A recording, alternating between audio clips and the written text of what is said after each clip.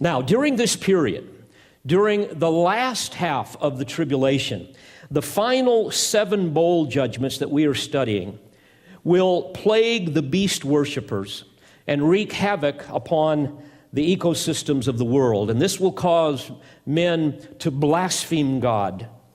In fact, in Revelation 17, we read that during these final days of human suffering, the Antichrist will expand his empire to include 10 other regions, each having a ruler or an administrator who will serve under him. And their ultimate goal will be to eradicate the Jews, who by this time will be, for the most part, worshipers of Christ, as well as Gentile believers, and wage war against the Lamb at the Battle of Armageddon.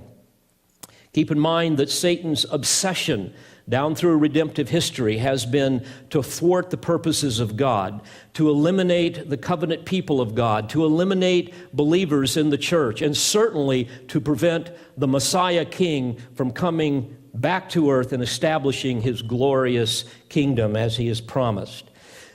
Demonic powers will also be able to deceive the kings of the East, the kings of the Orient, causing them to bring their massive armies across the land. Keep in mind that by this time, oceans are unable to be navigated because of the pool of death that's in them. The land mass has been diminished by a third, maybe as much as by a half, because of the scorching heat of the 6th bowl, the melting of the polar ice caps, the melting of the glaciers in the mountains. All of that would result in an enormous rise in sea level. So these kings of the East will be deceived to march across the evaporated Euphrates River, as we read about here in the 6th bowl. They will come into the land of Israel, where they, along with the forces of the Antichrist, will war against the Lamb.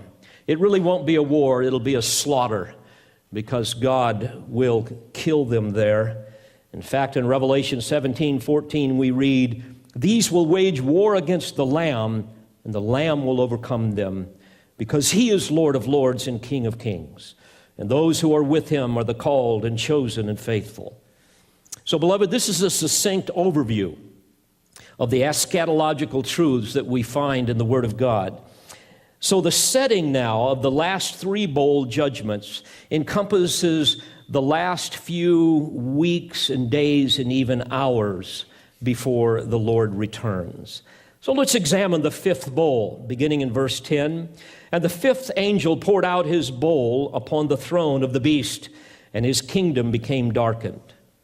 Now, the throne of the beast is a reference to the center or headquarters of his operations, of his authority, the capital seat of his rule, which will include an actual city, but also the entire kingdom over which he rules. But certainly there will be a center, a city, that will be the headquarters for his political, economic, and religious empire. Now, the name Babylon is fitting given its vile and blasphemous history that we have studied in the past in chapter 14. But ultimately, as we see here, this plague extends throughout his kingdom, which will basically be the entirety of the globe. Now, the details found in Revelation do not fit any historical city of Babylon, which, by the way, still existed in John's day when he received this revelation. Nor do these details fit any historical history, any historical city, I should say. The actual place of this city remains a mystery. We simply do not know. There are those who argue, and I think compellingly so, that it may be Dubai, the capital of the United Arab Emirates. Certainly today it is the world's fastest growing city. It is unrivaled in its opulence, in its wealth. It boasts the biggest and the best of everything from malls to theme parks, and this is just getting started. It boasts the biggest and best of skyscrapers. It's the only place in the world where there is a 7-star hotel. Zechariah 5 speaks of the wickedness of this place, of the materialism and secular commercialism that will dominate the final world system described in Revelation 17 and 18.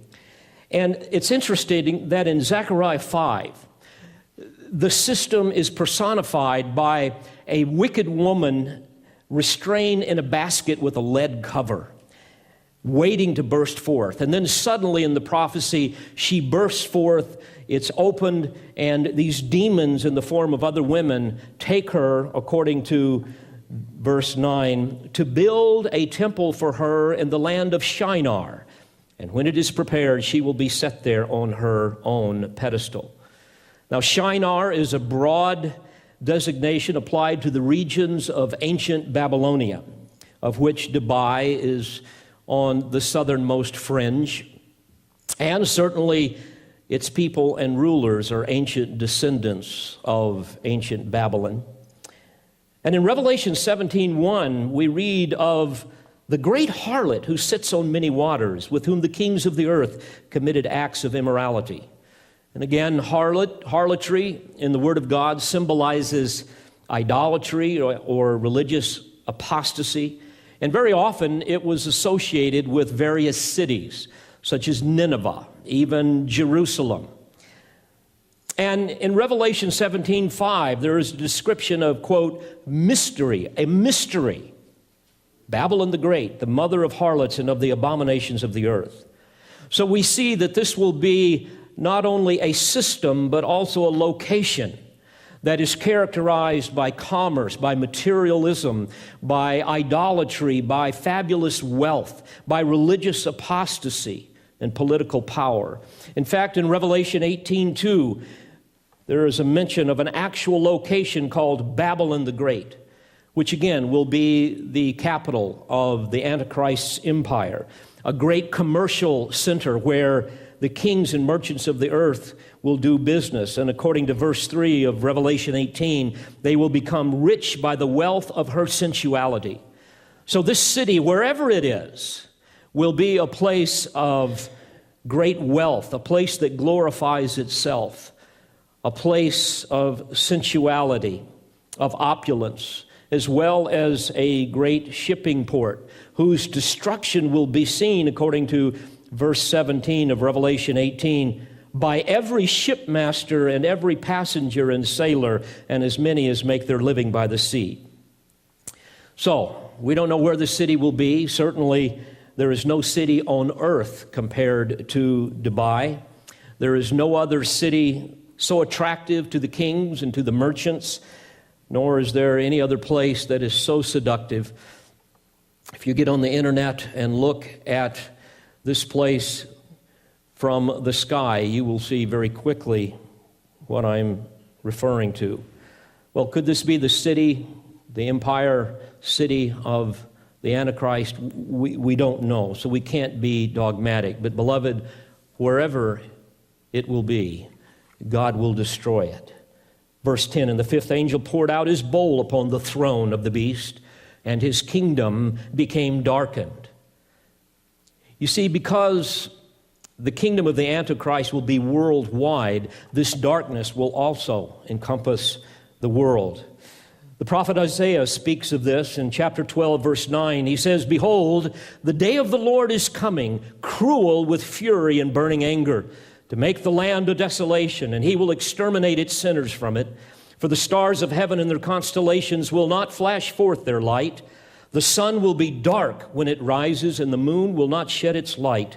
Thus I will punish the world for its evil and the wicked for their iniquity. The prophet Joel likewise in Joel 3 describes this coming day of the Lord. In verse 15 he says, the sun and moon grow dark and the stars lose their brightness. The prophet Zephaniah described this in chapter 1, verse 15, as a day of darkness and gloom, a day of clouds and thick darkness.